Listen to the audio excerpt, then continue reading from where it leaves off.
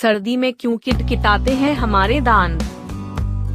ठंड के दिनों में अक्सर लोगों के दांत किटकिटाने लगते हैं और शरीर में कंपकंपी आती है। ये दोनों ही ऐसी क्रियाएं हैं जिन पर इंसान का कंट्रोल नहीं होता। डॉक्टर्स का कहना है कि ये दिमाग की चेतावनी है। इसे अनदेखा करना सेहत पर भारी पड़ सकता है। ठंड लगने पर मांसपेशियां अकड़ने लगती हैं। 97 डिग्री फ़ारेनहाइट से कम होने पर होती है कंपकंपी, इसलिए किटकिटाते हैं दांत।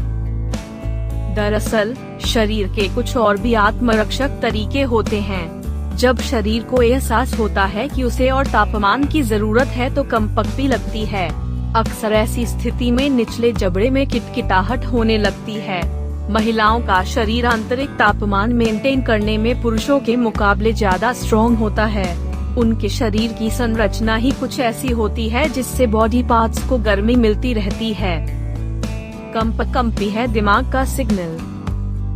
एक्सपर्ट्स के मुताबिक कंपकंपी एक अनैच्छिक क्रिया है जिसके जरिए हमारा शरीर खुद को सक्रिय बनाता है और अगर उसे तत्काल गर्मी नहीं मिली तो हाइपोथर्मिया बीमारी की चपेट में आ सकते हैं जो जानलेवा हो सकता है। इसके अलावा ठंड से बचाव में बाल सबसे अहम भूमिका निभाते हैं। मानव शरीर पर बाल त्वचा के जिस हिस्से से जुड़े होते हैं वहां ठंड होने पर मांसपेशियां अकड़ने लगती हैं और बाल खड़े हो जाते हैं। जिन जीवों में या जिनके शरीर पर बहुत बाल होते हैं उनमें बालों की परत ऊष्मारोधी या अवरोधी परत की तरह काम करती है।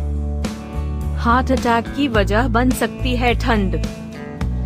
डॉक्टर्स के अनुसार शरीर का सामान्य तापमान 98.08 डिग्री फ़ारेनहाइट होता है।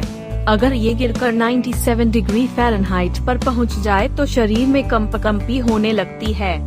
ये कंपकंपी दिल के माध्यम से हमें दिया जाना वाला सिग्नल है कि हम अपने शरीर को गर्म करें।